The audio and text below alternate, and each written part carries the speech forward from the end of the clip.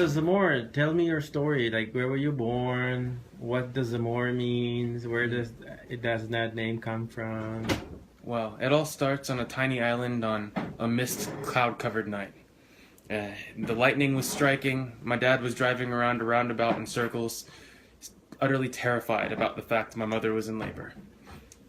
I popped out, 6 pounds 11 ounces, at Perivale Hospital in England, and oddly enough, the very next year the hospital shut down. So I was only one of the chosen few that was allowed to be birthed there. From England, I lived there for about 4 years, and I moved to the United States.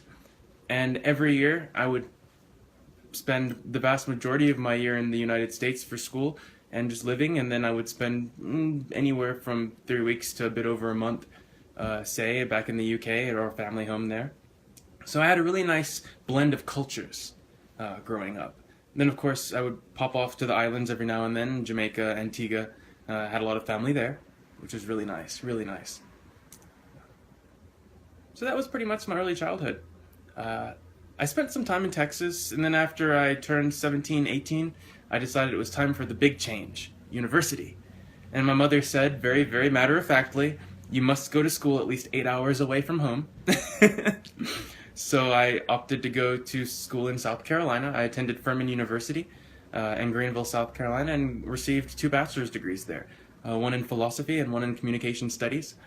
My actual preferences were philosophy with more of a concentration in what I call applied philosophy, social philosophy.